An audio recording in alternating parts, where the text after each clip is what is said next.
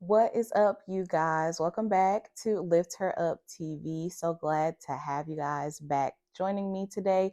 Feel free to like, share, and subscribe. So, we are in the midst of Vlogmas, and today we are tackling how to deal with holiday stress. Yes, that is right, because so many of us we go through holidays, Thanksgiving, Christmas, New Year's, and we feel this immense stress and pressure from society, from our families, from the world around us, from our communities. And so I thought it would be the perfect time to talk about how to deal with holiday stress. So I don't know about you, but in my own experience, holiday stress can come when I feel this immense external pressure to put on for people, for family, even for myself a little bit. If I feel like I haven't made it, or if I haven't done enough this year, or since the last time that I saw my loved ones, right? And I can slip back into old habits of people pleasing and perfectionism and just trying to be everything and to everybody when I can't. I absolutely can't. So I wanted to tackle holiday stress because I know so many of us go through the things, whether it's financially or relationally, just like I was mentioning with family, friends, and community. So, if you feel any sort of holiday stress, then this episode is for you, okay? I want you to go through and evaluate the last time you were around a group of people for the holidays, just reflecting your own experience, whether it's family, friends, any loved ones, and just evaluate how you were. Did you feel like you had to put on a show, a charade, just so you can to get along with everyone? Were you acting out of character? Were you acting out of like a completely different personality, someone that was not authentic to who you are and who God says you are? I want you to reflect on those things as you listen and watch on today. So for me, I started to have to ask myself questions about the rooms I was in and if I was conforming to what I saw in the room or if I was being the change agent in the room, right? So I had to ask myself, am I shrinking my character and my personality just so somebody else can survive and thrive in that room? Am I being dishonest to myself and what the Lord has done in my life? And really asking myself why. Like, am I shrinking myself? And if I'm shrinking myself, am I doing that just so other people can feel comfortable while I feel uncomfortable? And asking those sort of probing questions really helped me to narrow in on what I needed to do and what I was needing. There's no right or wrong answers to those questions. So if you were reflecting, it's experience based, and your experience is your experience. So there's no right or wrong. But do ask yourself why. Why? So if you are changing for the wrong reasons, then why? Why? Why is it that I feel like I have to deal with this stress just so I can make other people happy? Just why do I feel the need to change myself for other people to feel comfortable? And I'm learning right now that the ultimate resource to helping us achieve um, a healthier a healthier holiday, to rid ourselves of stress, is to become self advocates. Yes, self advocacy is the key to overcoming holiday stress. Now, what is self advocacy? It is recognizing that each decision you make, you have to live with the outcomes and the consequences. So ultimately, when you go to bed at night and you think about the choices that you made, you have to answer to yourself, and ultimately, beyond that, you have to answer to God for those choices as well, whether they were unwise or wise decisions. You have to answer. Nobody else is living your life but you. And when you take into account the weight of of your life and your choices, it makes you ask questions like, is what I'm doing pleasing to God? Is the encounter that I have, is it purposeful? Am I acting and behaving in a purposeful manner? Did I gain anything through that experience, or did I lose anything, or am I wasting my time? So to be an advocate for yourself is to know that you are a valuable resource that is indispensable, and you have to protect it. You have to protect yourself as the resource. How do we advocate for ourselves? What does that mean? What does that look like? To advocate for, like, for any cause, whether it's like a nonprofit or a business, anything that has a mission has to advocate. And you as a person, we as humans, we have a mission, we have a purpose. So we have to advocate for that mission and that purpose. So that means you have to learn what matters to you. You have to learn what matters most to you. What do you value about your space, about your time, about you as a person? What are your needs? What are your wants? What are your desires? What is required of you for this season? What is required from you? What does God require from you this season? What does your purpose require of you? Because sometimes our character has to shift with our purpose, right? Like we can't continue to be one way when our purpose requires us to be another way. So that does require changes. And if you are changing in a room that does not align with your purpose, it will have you reverting back to a character flaw that does not serve you, and that does not serve your purpose. So you have to evaluate what is required of you and what matters to you. What values do you have in order to advocate for yourself? And then once you know what your values are, once you know what you're trying to protect, then you can put things in place that reinforce those values, that reinforce the will of God for your life, that realign your life to His will and the purpose that He has for you, which includes you having to set boundaries and uphold them.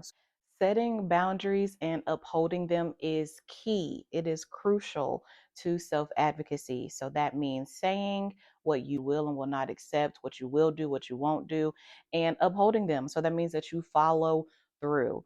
Personally, for me, time is a huge boundary that I have, and I'm still learning it, and I am still putting it into place in different areas of my life. But just for instance, for an example, for Christmas time, if I know for Christmas that my family is having a gathering, I will make sure that I set a time with myself that I'm going to stay and participate. So that could be any time limit. I could say 2 hours, 1 hour, 3 hours, however long, whatever. But if I say I'm going to be here for 2 hours, that means if I get there at 4, I'm leaving at 6. Okay. And if I get there at 6, I'm leaving at 8, and so on and so forth. But it's following through with that boundary. So time is a huge one for me. Another big boundary is knowing when to walk away and when to disengage with someone. So if you know that someone in your family or a close family, friend, relative, whatever, has a tendency to gossip, has a tendency to be more negative and just sowing seeds of discord. Like you just know that the person is not, whatever they do, whenever they try to communicate, it always ends up being some sort of mess. Like they're trying to rope you into something. They're trying to reel you in to something just to participate in messiness. I disengage with people like that. So it's knowing I'm not going to participate in this conversation. I'm going to learn how and when to be quiet, because that will benefit me a lot, benefit my peace. That's just a boundary. Some things I'm not willing to talk about. Some things I'm not willing to discuss or go back and forth with people, no matter who they are or who they claim to be to me. So those are just some boundaries that I have personally, but you have to find what your personal boundaries are and uphold them, follow through with them. Another way to practice advocating for yourself and setting boundaries is learning how to say no. Practice your no.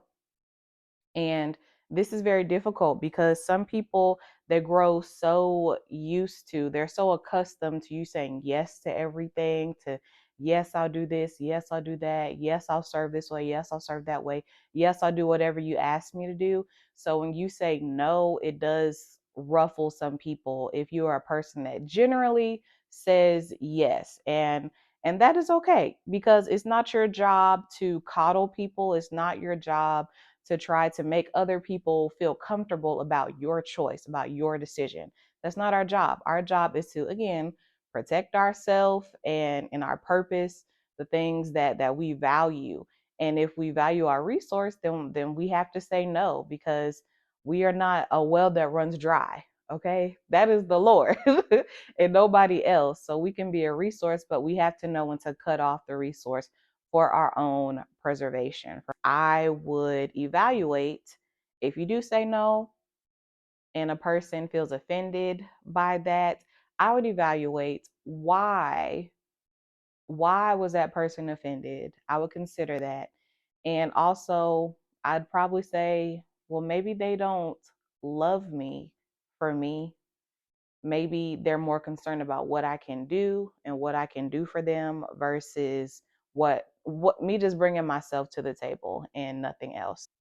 When it comes to self advocating for yourself, you have to also be comfortable with being alone, with walking alone. And that does not mean that you need to be a hermit and go into isolation, okay? That does not give you a license to do life by yourself, because God does not want us to do life alone. He already says that in his word. But it does mean that you have to stand firm in your boundaries and your values, and just you have to stand firm in what you believe in and what you need. And sometimes that means separating from people. That means standing on a ledge or an island all by yourself, because you're like, this is what I need. I know what I need. I know what God told me. So if I have to be out here by myself to be within that will and to protect myself and my peace, my sanity, keep myself stress free, then I'm going to do that. I'm going to stand on my business. So being comfortable and being alone, there is bound to be some pushback, because the enemy does not want to see us just go and find peace everywhere we go. Do not think that it is a fault within yourself, but use it as an opportunity to actually lean into it more, because a lot of times we feel opposition when we start changing, and that is an indicator that we're doing something right.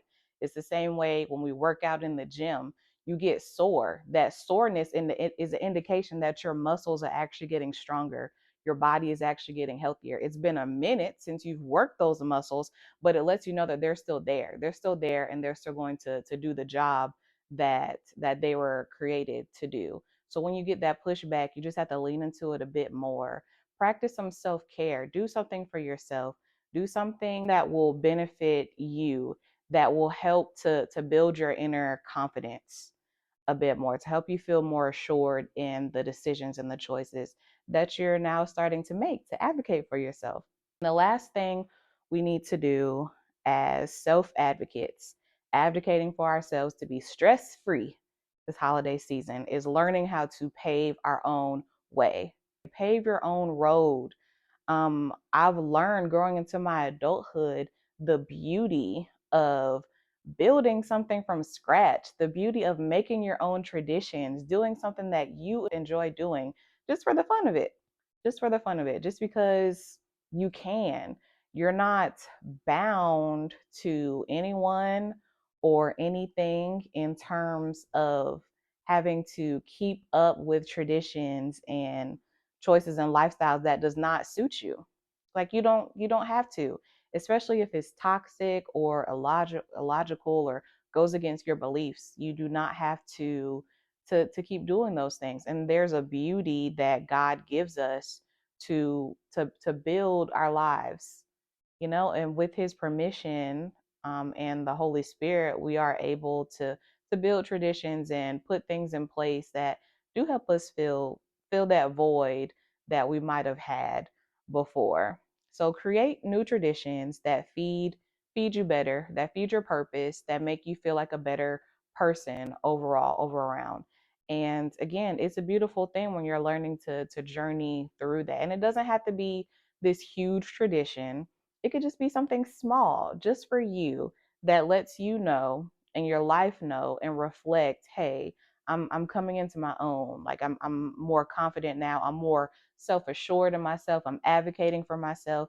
And it's something that just brings you joy, just something small that brings you joy, that's in your realm of control. Because sometimes we focus on the areas that we can't control, and we want to do all the things to improve that realm. But the Lord is like, hey, if you just go this way, You could build your own thing, and you can control your life. You can't control anybody else's. But what you do with your life, that is all yours to do.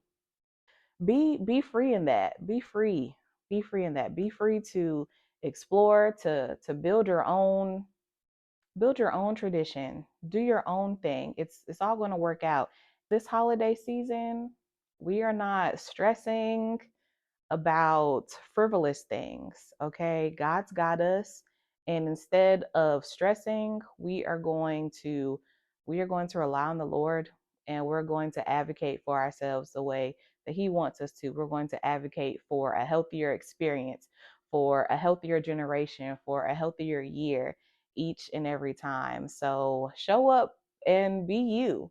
Show up, be you. Be authentic to whatever God has called you to do. Don't feel like you have to be stressed out just because it's holiday time and things are a bit unhinged with family and friends and whatnot.